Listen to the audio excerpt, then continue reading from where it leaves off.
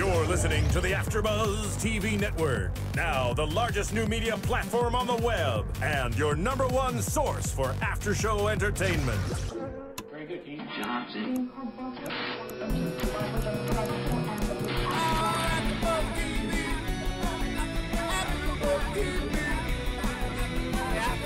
From the AFTERBUZZ Studios in Los Angeles, California, presented by Maria Menounos and Bing.com, and streaming live thanks to Akamai Technologies, this is AFTERBUZZ TV's Once Upon a Time After Show. We'll break down tonight's episode and get you all the latest news and gossip.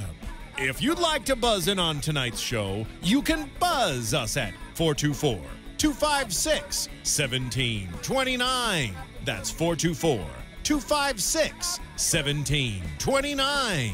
And now, another post-game wrap-up show for your favorite TV show. It's AFTERBUZZ TV's Once Upon a Time After Show. Hello, Oncers. We are back doing another after show for Once Upon a Time. Finally, Bing is for doing, and we are here doing that after show, just like I said. It is season 2, episode 13, and it feels like it's been eons since we've been back, but it's nice to finally be back. It does feel like a long time. I feel like this was longer than the winter break. I don't know if it actually was or not, but I feel like I've been gone for a long time. I think so too. Yeah, it's been a while. This morning I was trying to think, I was like, what happened in the last episode? Yes. I can't even remember. Well, I'm your host, Cathy Kelley, and we are going to go around the circle and introduce ourselves. Hello, everyone. I'm Tiona Hobson. Good evening, I'm Kaori Takee. Hi, everyone. I'm Marisa Serafini. So, it has been a while, but overall thoughts of tonight's episode? I liked it. I thought it was very funny. You know, there was a lot of those little moments that they've been throwing in there every now and then where it was that light humor, and I really liked that stuff. Agreed. I agree. It was a very light-hearted episode compared to all the dark ones that we've seen, and I liked it because of Cassidy Freeman. So I'm kind of biased. So she's awesome, and overall I just liked it. It was great episode and nice tie-in. It wasn't a really difficult episode to follow. Do you think that it was a lot more lighthearted since it was lacking a certain mean witch, Cora? Probably.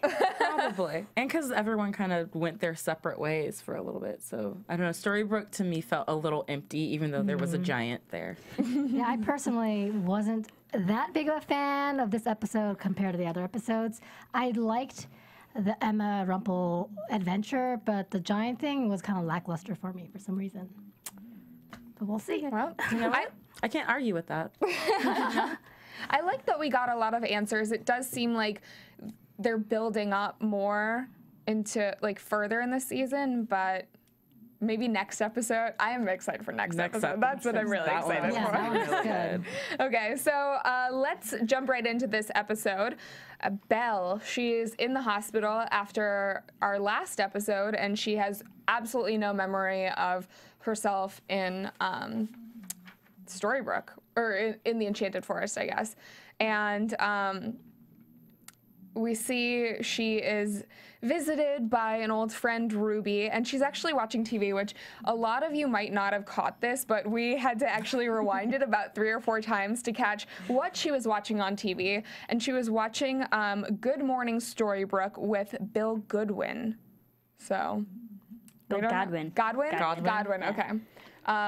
So maybe that has something, maybe that has something to, I don't know, maybe we'll see something more of it later in the season, or maybe it was just one of those Random names that they picked. Exactly. Or I feel like even with them picking names for a fake morning show, there's something behind it. Yeah.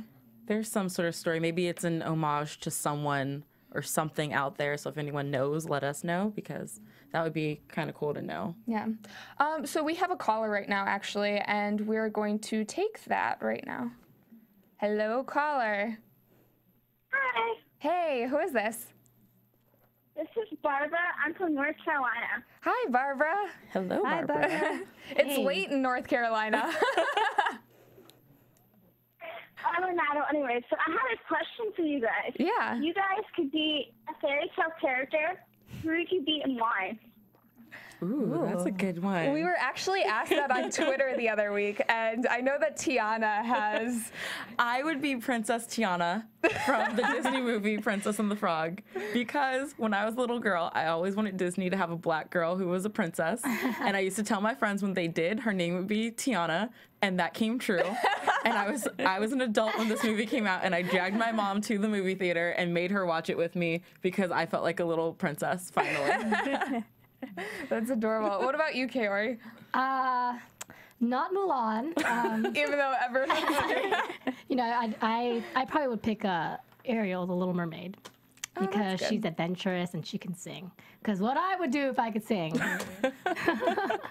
That's cool. I always loved Belle because Beauty and the Beast is one of my favorite all-time stories like that. But I would, for physical appearance, choose Pocahontas, even though she's a real person. Yeah. So. I always wanted to be Belle as well. Just I feel like we're all picking Disney characters. I don't know what other thing. Maybe no, not Little Red Riding Hood. I wouldn't want to do that. No. But I don't think I would want to be Belle in Storybrooke since Rumplestiltskin is Ewy. What about you, Barbara? I think it would either be Red Riding Hood because I love her, especially in this, or I would say like Anastasia. Oh yeah, I forgot about Anastasia. Kind of find yourself. I got one more question, just real quick. Do you have a favorite like ship on the show? Oh, yeah. Well, we all love. Well, I love David and Snow White. So Snowing. They're true love. That's real true love, and they keep losing each other but finding each other, and you know that's the hope of romance and stuff. Yeah, I agree. They're always there for each other when it counts. I'm gonna be corny and say the same thing. although I would like to see a little Emma and Hook action. I'm not opposed to that. I don't know. Yeah, like I'm waiting for that one right there. I agree. Even if Neil comes back into the picture? Yep, because I just think Hook, those scenes would be very, I mean, he's always talking about being tied up to a bed, so yeah, that would be kind of fun. I don't know if they'd say that kind of stuff, A little too rated ABC, R for ABC and Disney. Yeah, I would probably pick also Charming and Snow. Yeah. Well, Barbara, any other questions? No, I'm so glad I got in to talk to you guys. Yeah, thank you so much for staying up calling. late and calling. Bye. Okay, bye. Yeah, she was really nice. So, jumping right back into this, Ruby comes to visit Belle, and we mentioned that she was watching the TV while this interaction happened, and Ruby's visit ends up causing some drama with Belle. She freaks out because she doesn't want to, she doesn't know what happened to her. She doesn't believe that there wasn't a fireball, and she doesn't really know who Rumpelstiltskin is, and she ends up having to be heavily sedated, which... I don't think that was necessary. Yeah. She had like a mini fit. That was it. You see patients that are like throwing things and like punching people who need to be sedated. She just had like a little attack there.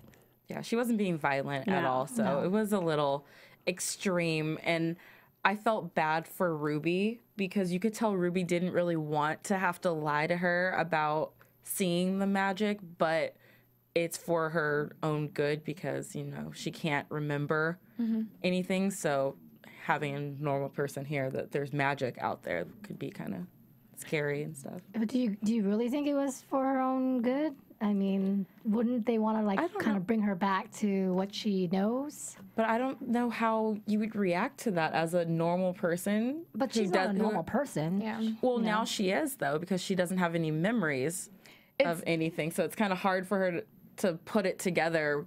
She doesn't know who she is, where she's at, knows not a soul in the world. Well, it's different than that, though, because she does have an idea of who she is. Right. It's just not who she really is. Yeah. Right. But no one in this town is familiar to her, so it's a scary place, too. to have to be told, not only are you around all these strangers, but now, oh, there's this weird magical stuff happening where there's a battle between good and evil, and you don't know. I know, but like who you can trust. She keeps getting dismissed for seeing a fireball and seeing what she saw. So ultimately, that's kind of like causing her issues because she's getting uncomfortable and starting to feel like she's being lied to. So I don't know if ultimately that's good for her. And she would seek solace in someone who tells her the truth. True that. Which happens to be Gregory Mendel, the character we were introduced to at right before break. So Gregory Mendel says that the sooner, or I guess Ruby says to him, the sooner you get better, the sooner you can get out of our quiet little town. But we know that he knows more about Storybrooke than he's leading on, which... He wants to stay. Yeah, he's not trying to get any better to leave there any sooner. No. I loved that she said that too, because the way she said it was just that, I don't know, that hint of really rude, like, get the F out of our place, you know? Have you guys had, over the last couple weeks, have you had any more insight into what you think he's there for? I think he might. Yeah, going back to that last episode's prediction, you know, Gregor Mendel, the botanist / geneticist, I think he might be there to maybe help with the planting of the beanstalk. I like that. Predictions. That's a good like idea. Early, I like that, early Marisa. predictions. Yeah. I hadn't thought of that. I'm still thinking he's a Joe Schmo from... Trying to write an expose. Who's... Oh my gosh. who's Wait. just obsessed with magic. I just thought of something. So on the TV, after Good Morning Storybrooke, they said, and we're getting back to expose. Previously on expose. Yeah. Maybe he's a reporter for that? Perhaps. He's going to expose everything. In Storybrooke. To the world. To the world. The world. It's going to become a tourist attraction. Yes.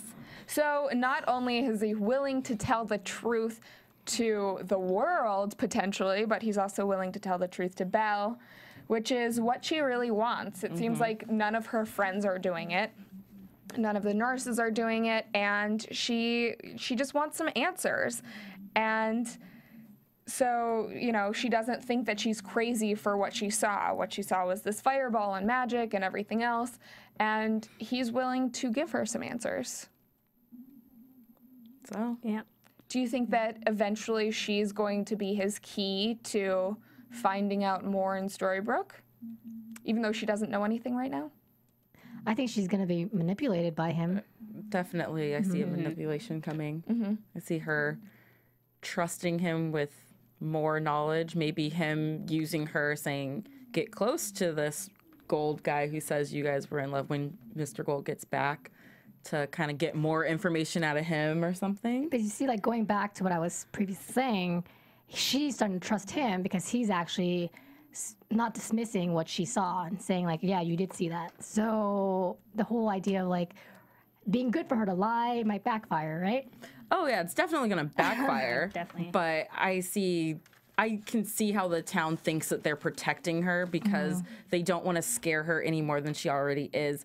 People can't call her Belle, and that's the only thing that she's been known as Belle since she was introduced in Storybrooke. And she's like, that's not me. I don't know who Belle is. Stop calling me that. So with everyone, with how upset she gets when people remind her of who she actually is, I can see why they're not telling her this, thinking it's for her own good. I think it's crazy that she's very volatile right now. Like, it's not that she has amnesia, but she's afraid of every single thing. So I'm kind of worried about what's going to happen to her. Yeah. So it'll be interesting. Yeah, I think right? that she might be. Yeah, she might be used to manipulate Rumplestiltskin once he gets back. Oh, sorry. I just got a tweet from someone who says Expose was a TV show on Lost. oh, thank you, Twitter. Thank you to B Boston. Yeah, there have been a lot of Lost references in this episode, and I think that it had something to do with Hugo being here as a giant. Yes. So let's get right into giants. Yes. Actually, before we do that, I just want to take a second to mention, if you're watching us live or if you're watching us on YouTube, then also take a minute to just go over to iTunes and find us on there. You can just type in AfterBuzzTV.com, subscribe, and then also if you could just take a minute to rate and comment. It takes 30 seconds, and we just want to, know how we're doing, whether there's ways that we can improve or whether you really like the show. Also, it's been really fun because we've had a couple people who have asked us questions on iTunes and YouTube. That's a lot of fun. And we're able to respond. It's a really great way to interact. So if you have those questions, or if you just want to leave us a nice comment, we will shout you out on a future episode. So yeah, just go ahead and do that. AfterBuzz TV. And then you can find the Once Upon a Time podcast. AfterBuzz TV also has about 60 other after shows this season. So if you're a fan of any other shows, from Revenge to Walking Dead to WWE, we have all of them. So you can definitely check all of those out on iTunes and YouTube as well. So Well said, Cathy. thank you. Getting into the Giants. In I guess it's not in Enchanted Forest since they're in a separate land. Like the clouds above Enchanted Forest. In Giant Land. Yeah, in Giant Land is what we coined the term. So Tiny has been spending time in the treasure room. His brothers are not happy that he's playing with a little harp, and the Giants forbid him to go to the human world, which is what he really wants. And they say the reason for this is because they used to trade beans with humans, and they're not good people. Even though they're still growing these beans, no one uses them, and Tiny is upset. Which I loved how when Tiny questioned why they still grow the beans, it was just, that's what we do. It's kind of like the dwarves. Yeah, it's like the dwarves. I totally thought of the dwarves in that moment. It's what we do. Even if no one's using them, even if we don't want anyone to have it, this is what we wake up and do every day. It's our job. It's our purpose in life. Yeah. And the dwarves go and they mine every day and mine for those diamonds and magical diamonds. Yeah. So see, giants and dwarves, not that different. They have the same work ethic. Yes, they're just different sizes. Hi-ho. So we find out that the whole backstory between this Jack and the Beanstalk, which we learned a little bit a few episodes ago, and King George asks David's brother, James, to go after a giant that could be of use to them. And James meets Anton with his lady friend, and they essentially con Anton into they give him a magical mushroom, which makes him smaller, which is what he wants. He just wants to fit into the human world. And this actually reminded me a lot of The Little Mermaid as well, like where she just wants to fit into the human world, take some magic, and the mushrooms remind me of Alice in Wonderland. So I liked how they had like both of those at the same time. Yeah, shrinking and enlarging. Yeah. So we learn James's lady friend. That was a steamy scene, by the way. That was great introduction. Yeah. I'm not going to lie. I kind of liked that James character for a bit there. He was a very devilish man, but well, he's such the opposite of David. Yes. So I think that's welcoming. It's his evil twin. Yes. Literally his evil twin. So the lady friend that James is with is named Jacqueline, which her nickname is Jack, hence Jack and the Beanstalk. And I love how they're always finding new ways to retell fairy tales. It's cool. Right. And I like that when we first met the giant and he showed us the body of Jack the Giant Slayer, it was just skeletons and bones, so they could come back and use a female character. It was never said that Jack was a boy. We just always assumed that he was a boy. But Jack's a girl. That's kind of awesome. Women power. Even though Jack wasn't a very nice person. No. Still kind of awesome. Mean girl. Yeah. But the three of them go to a pub, and they are still conning him, pretending like they're friends.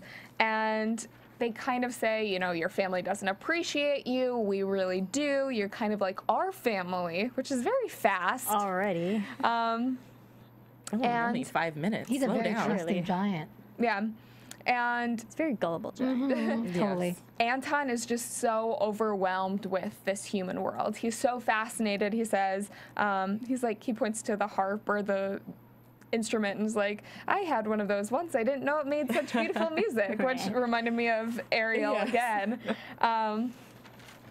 And they mention magic beans. They say that they're worth a lot of money in their world, 1,000 coins, and they kind of are trying to get him to lead them to the magical beans.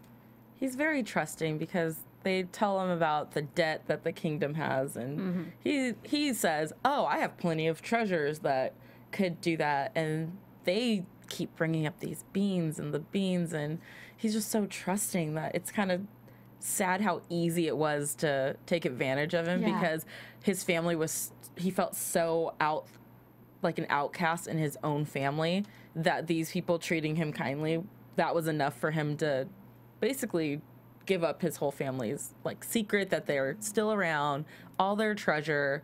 He essentially leads them to everything and destroys it. To their doom. Yeah, to their doom. Was it clarified, by the way, how he ended up in a cage in Cora's ship, or Hook's ship? Cora just has a way with trapping people. Okay. I was like, did I miss something? Yeah. So Anton's going through this teenage rebellion, and he is very trusting, and his brother he's told him not to be trusting, but he goes back up to Giant Land, and we realize that Jack and James have followed him. Because he showed them where the beanstalk was unintentionally, and James and Jack then take further advantage of him and pillage Giant Land, which we knew was coming. Which we thought was weird because they're so big. I was like, can't they just pick them up and throw them back down or something? You know, that was one of the things that it was weird, because you would think that these giants also, they're not just overpowering in size but overpowering in numbers, because we had Anton and Arlo. Yes, there's only 2 of them, but we saw at least another dozen giants. They all died. I think they mentioned that. Yeah, I don't know how they died though. But humans are smaller and faster. Yeah. And they have those poisonous swords that once you get stuck to the toe, it just kind of takes over the whole body, and it's fast acting poison, which sucks, but it's bad humans. Yeah, bad humans. Disgrace They're to giving us. us like bad name right now. Right. So Arlo gets hit by one of those poisonous swords, and Jerry. Jack actually gets stabbed. And I felt no mercy for her. I was like, No. yes. I kind of felt bad because James was like really ruthless and just left her there literally to die. Well, Come on. we know You don't he's think the she evil would have done the twin. same thing? I think she would have. I think she might have a little bit of a heart. Can evil people still find true love? Sure, Regina. She hasn't But found she it. has a good side. I feel like Well, Daniel, right? That was before she was evil. But is she innately evil? That's another question.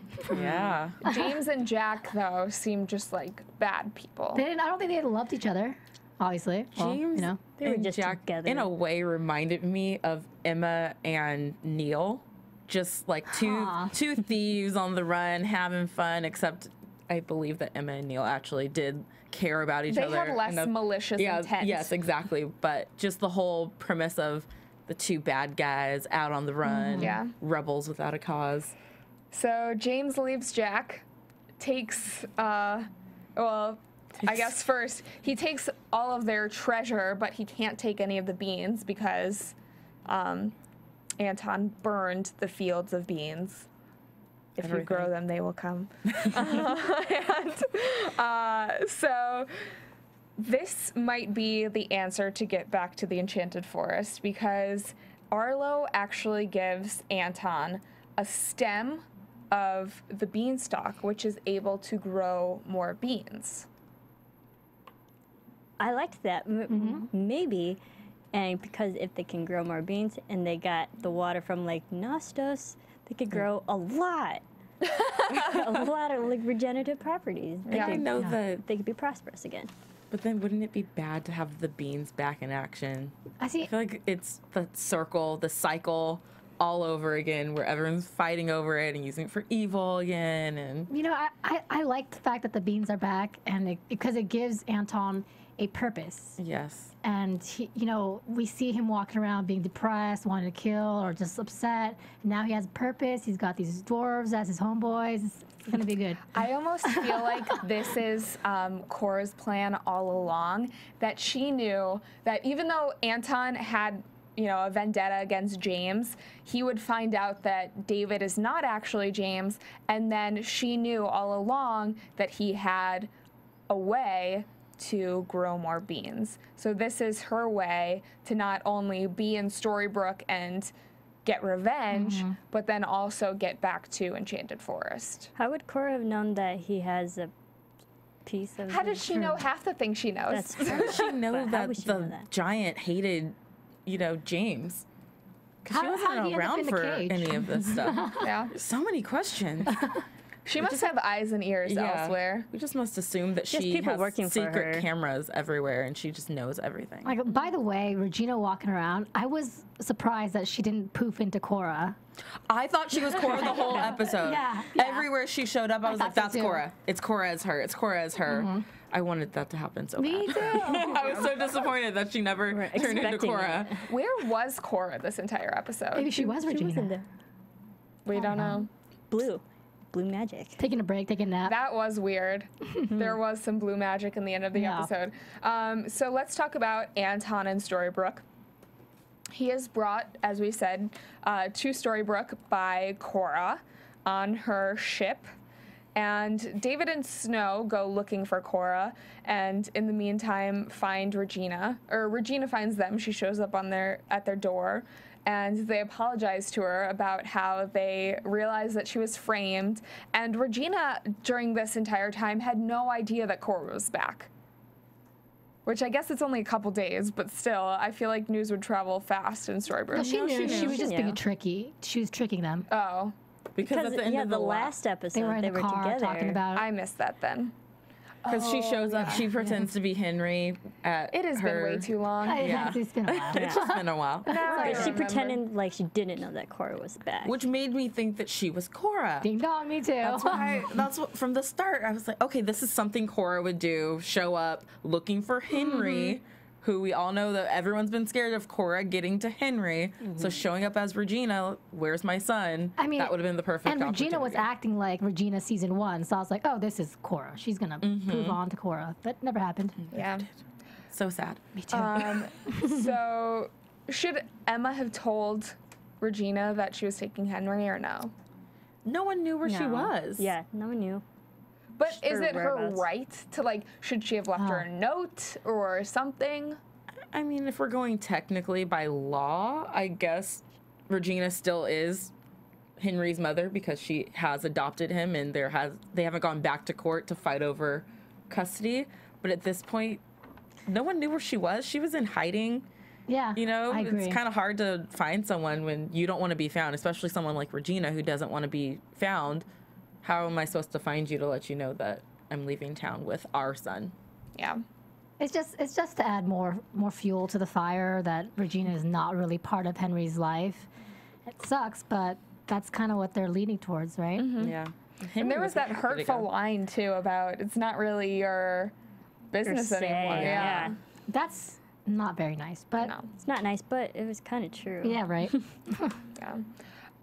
So Hook ends up leading Snow, David, and Grumpy to the invisible ship, and they actually ask him, "Can we sail the ship back to the Enchanted Forest?" Which I thought was an interesting idea. Yeah. I didn't But even think about that. he said that think so. it's not possible because you would need a portal. Which is all they need is a bean. Yes. Yeah. That's what he used to We get away have from Rumple that first time, which we don't know where he went, but I think it was Neverland. Yeah, we almost have all of the pieces to get back to Enchanted Forest, but we'll talk about later whether they actually want to go back or Yeah. they don't anymore. So they mention that Cora's weapon of choice is on the ship, and we realize that it's the giant, or at least we're assuming that it's the giant, and Anton ends up attacking David because he thinks that he is James, who hurt him in the past. And he says, "You'll pay for what you did," which we didn't originally know what he meant by that. But now we know it's because James attacked his whole family and killed them all.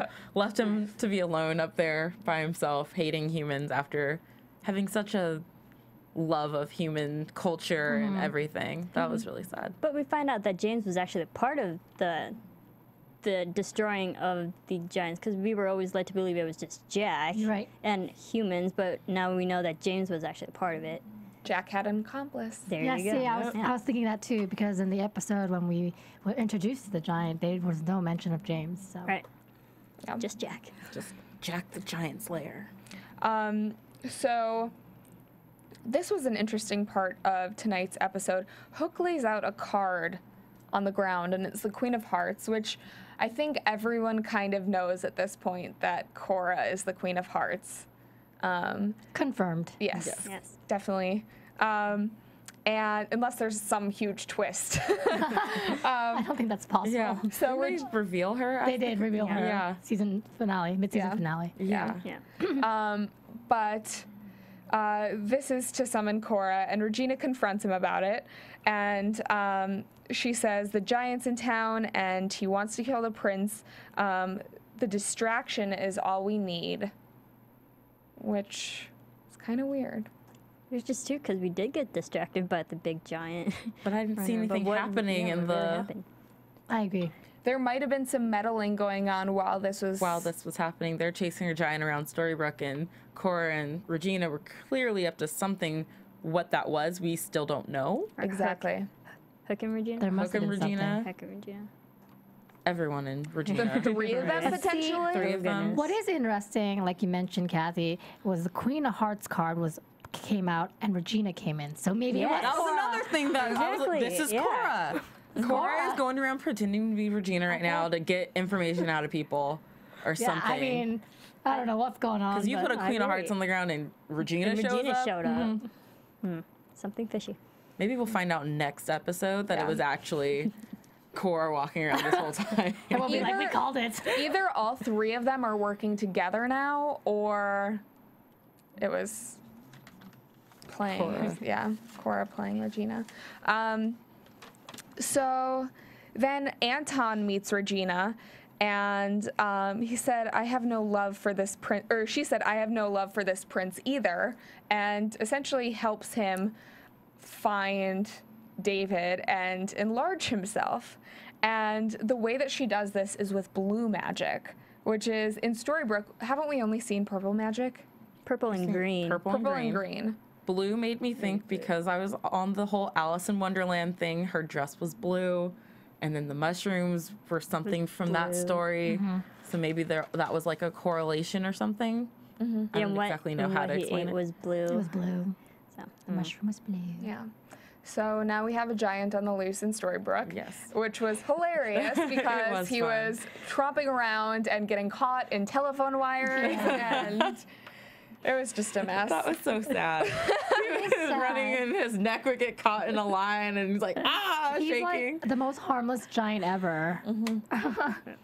He's very innocent. Yeah. Because the way he ran around, he reminded me of a child. Like, he has a very childlike presence about him. Very gullible and innocent. I feel like he's not that innocent this time around, though, because he was very, he was smarter about it. He wasn't as naive, and he was saying, David tried to convince him that, he has a twin brother, which is true. And they were like, oh, our daughter, Emma, she's, she can tell you that, we're good people, we're nice. And he's like, well, Emma's not here, so I don't believe you.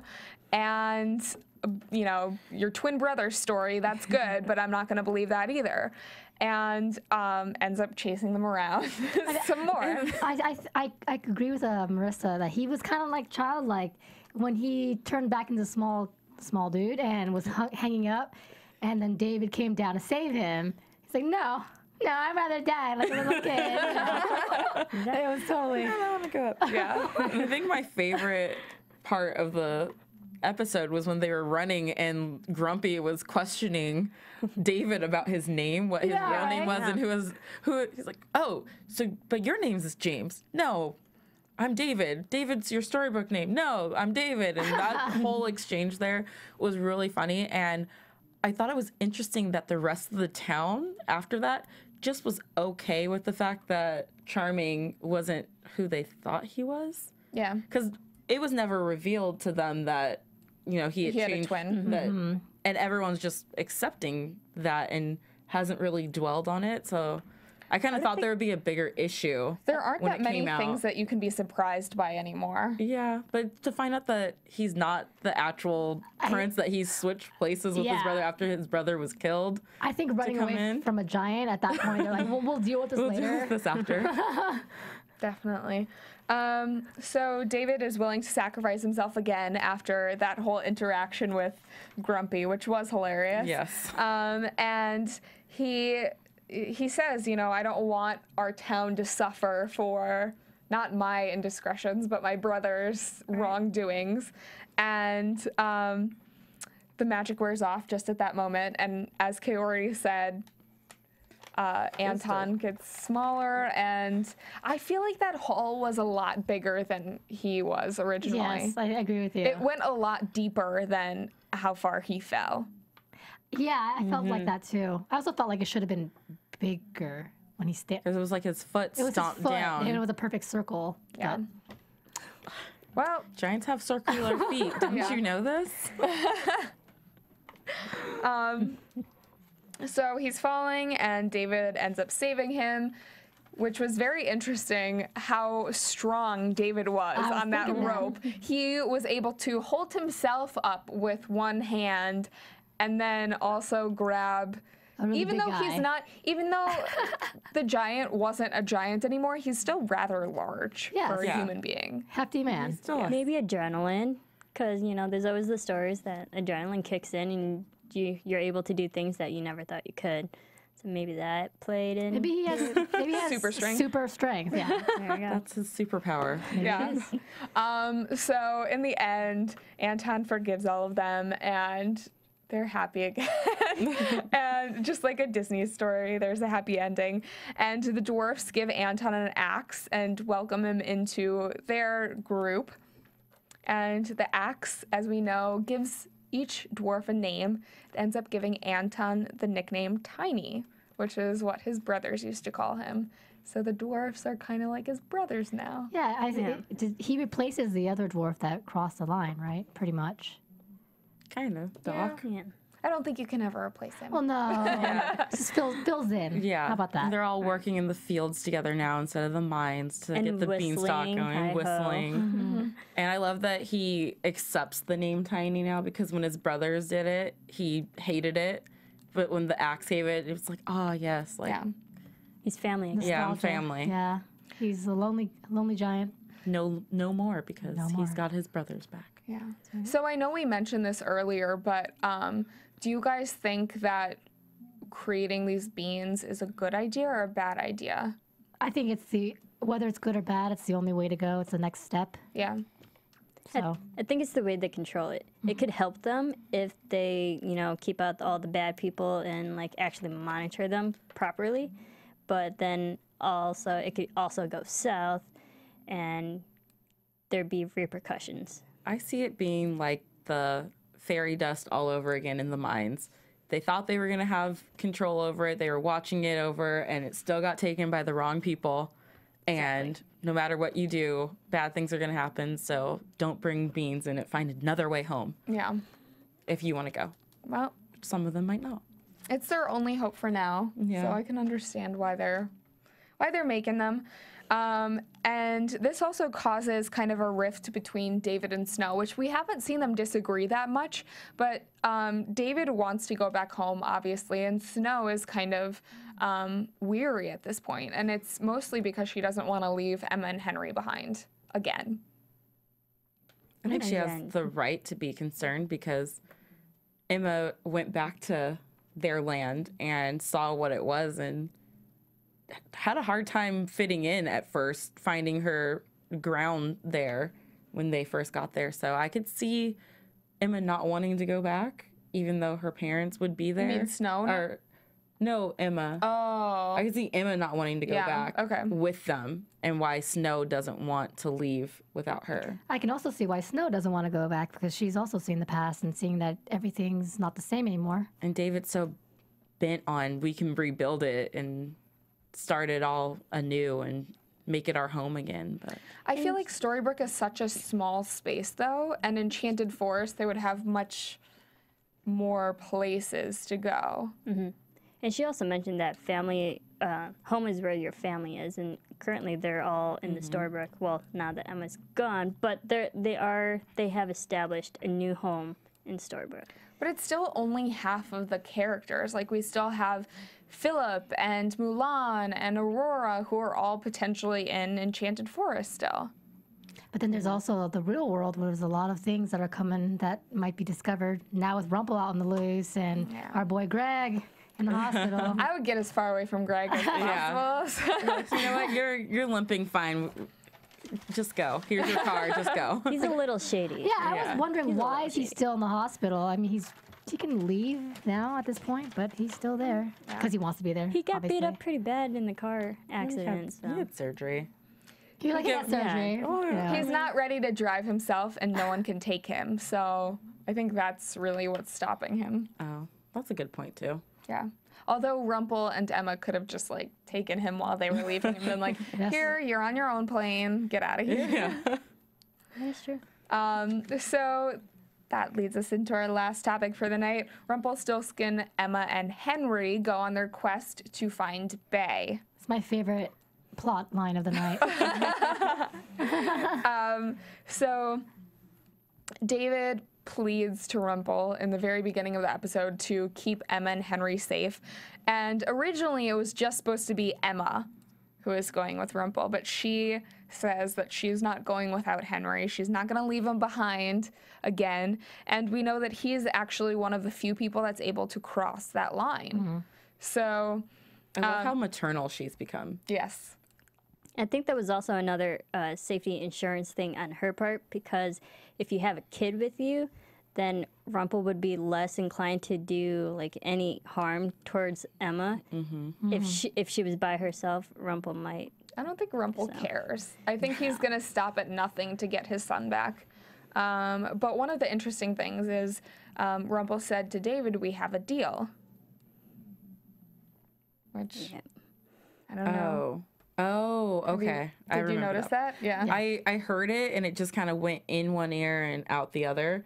But now hearing it back, Rumpelstiltskin and his deals and not breaking them. Yeah. Type of thing. So they head to Logan International Airport, and they cross the line. Everything is okay. Rumple answers and says, "My name is Rumpelstiltskin. We're going to find my son." And they get to the airport, and over the loudspeaker, I'm sure, well, we all heard, and it was flight 4415, which if you, might be a stretch, but if you add up the two fours, it's 815, which is from Lost. Oceanic 815 was the flight. It's also the time on the clock in Storybrooke. And another reference to Lost, perhaps? I think so. Yep. Yeah. There's a lot of references. We might be stretching some of them tonight, but Rumple has to take off his scarf to go through security. Ooh, that was scary. Did you guys think that he would lose his memory at that point? No. Because once Emma says, "I got you, I won't let that happen," you know that her statements are always going to ring true. So you knew he was safe. Her intuition. I don't think he had to take off his scarf.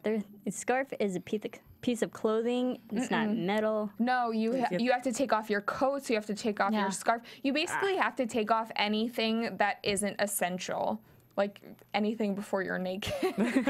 Well, I don't fly enough then. Yeah, it's ridiculous.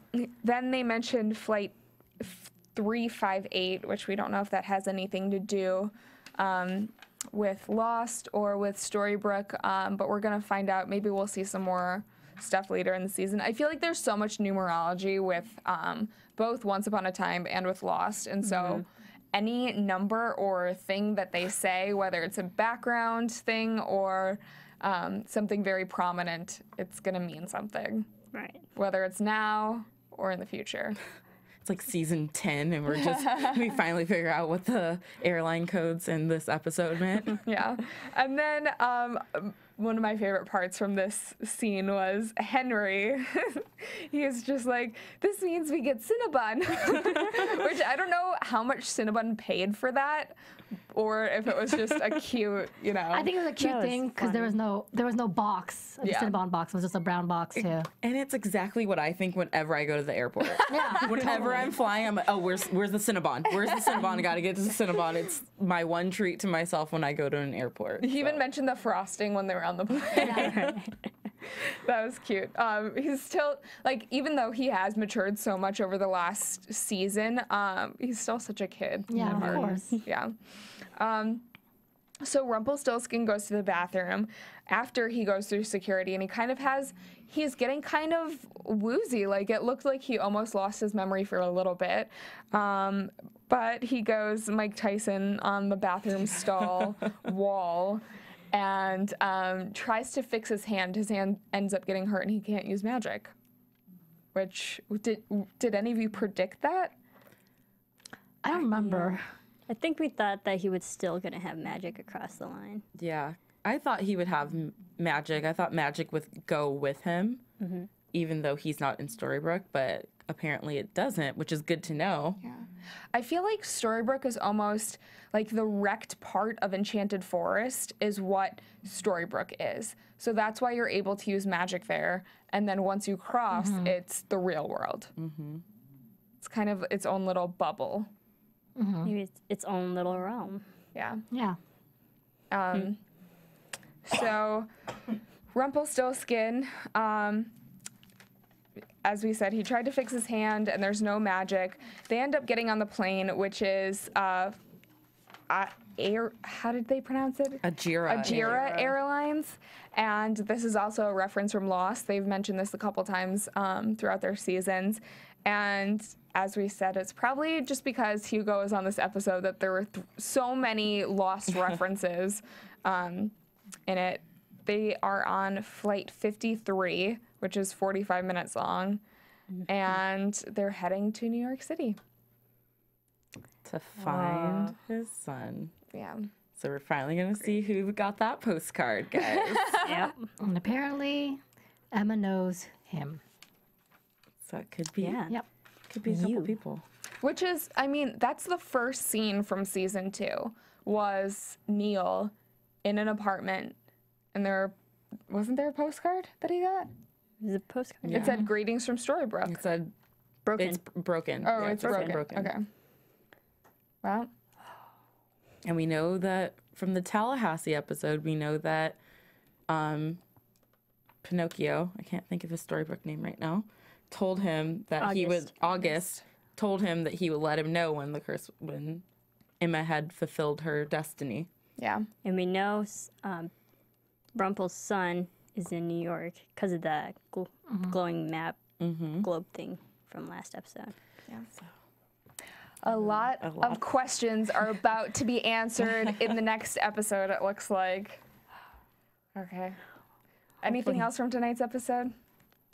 I think we covered everything. We covered everything. Yeah. If there's anything we missed, please let us know on YouTube or iTunes, and we will talk about it next week. Yeah, we'll get back to it. Let's move on to some news and gossip. AfterBuzz TV News. Okay, so I'm really excited about this one.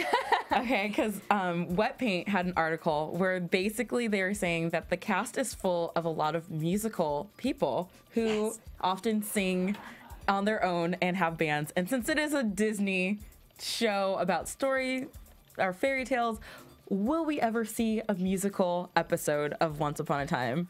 They did that with ER. Yeah, they did it with ER. They've done it with did Grey's it. Anatomy. Or not Buffy, ER, sorry, Grey's Anatomy. yeah, they they did did it Buffy, with ER. How I Met Your Mother, Yes. 70s show. There's so I think many. that they should because the cast is extremely talented, and they did like situations of what songs could be said in each one. My favorite was a Mulan and Aurora duet of "I'll Make a Man Out of You" with Mulan training Aurora to be a warrior. I think that would be awesome. That would be so cool. And yes, so yes, please give us a musical episode. That would just be amazing. Yes. Jennifer Goodwin became an ambassador. She's doing this really awesome cause. It's a 21-day challenge with Listerine, and basically for anyone who signs up for this 21-day challenge of oral health care, Listerine's going to donate to Smiles Across America to help those unfortunate who need healthcare procedures done. Get those done. So it's a really good cause. So if you want to be a part of that, please look into it. You can go on Listerine's website. They have it all there.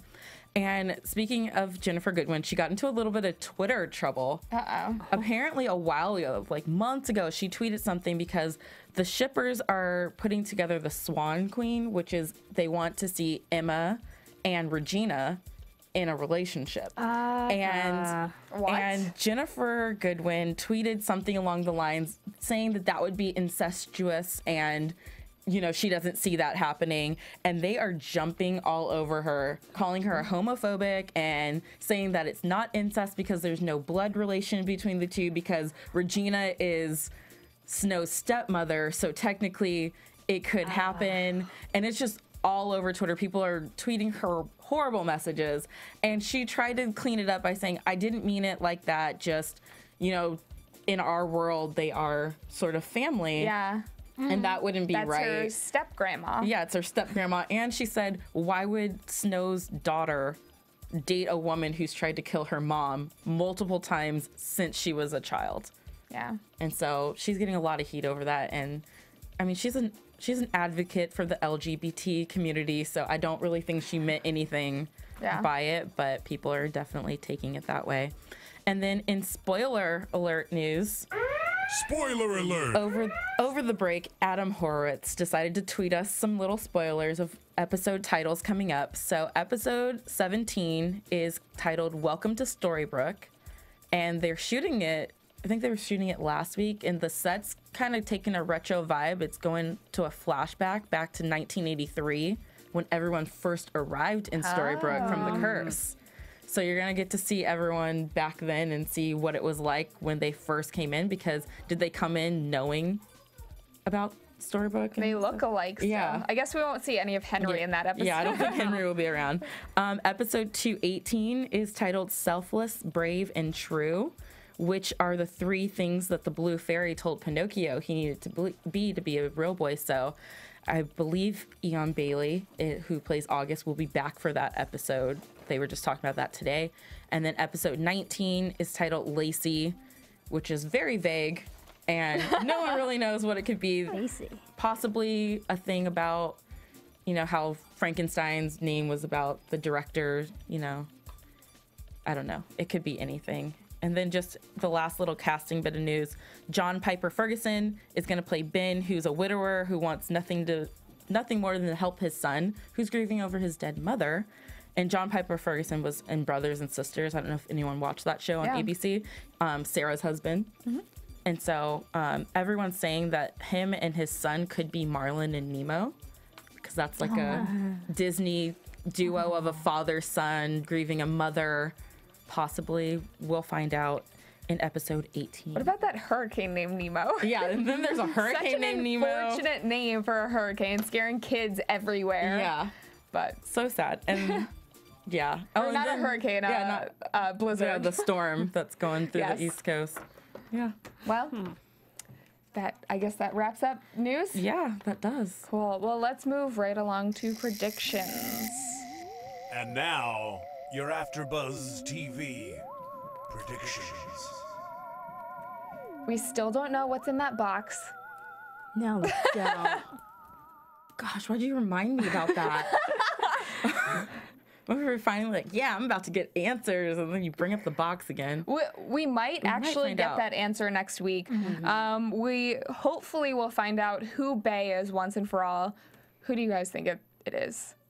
I'm still going with Neil. I'm thinking that too now. Yeah, for still sure. going with Neil. I think it's Neil too, but I feel like in the chat rooms recently, or the boards, message boards, people have been saying that it's not Neil anymore. Yeah, but that's just my gut. My gut's telling me it is Neil. That's who I want it to be, just so I can be right about something. Well, all the signs are pointing to Neil, but I think because this is Once Upon a Time, I think they'll throw a red herring in there and it'll be someone else. What if Gregory Mendel? No. No, Be a no. stretch. Who do you think he is?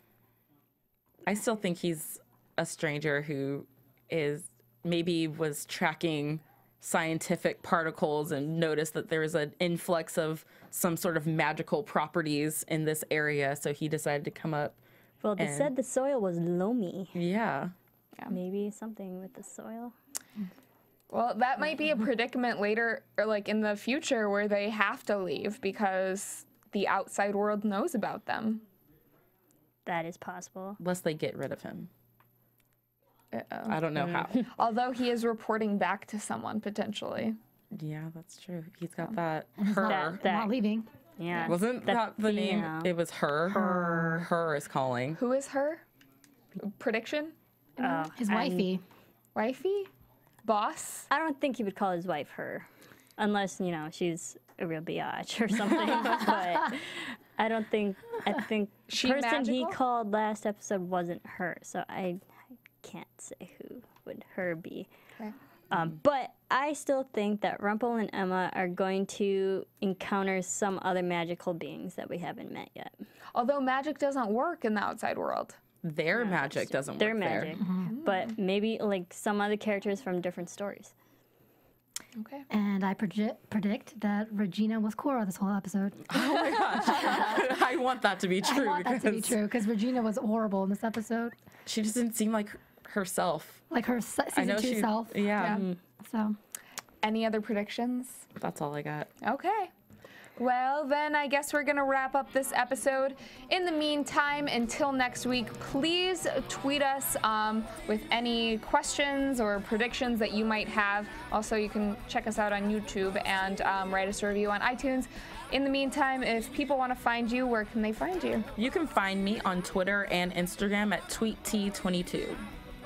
you can find me on Twitter and Tumblr, KORIOUS, Corious.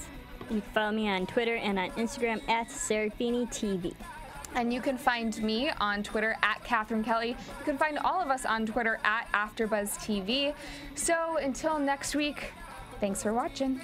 From Bing.com, executive producers Maria Menounos, Kevin Undergaro, Phil Svitek, and the entire AfterBuzz TV staff, we would like to thank you for listening to the AfterBuzz TV network.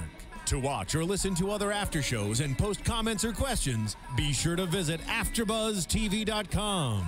I'm Sir Richard Wentworth, and this has been a presentation of AfterBuzz TV. Buzz you later.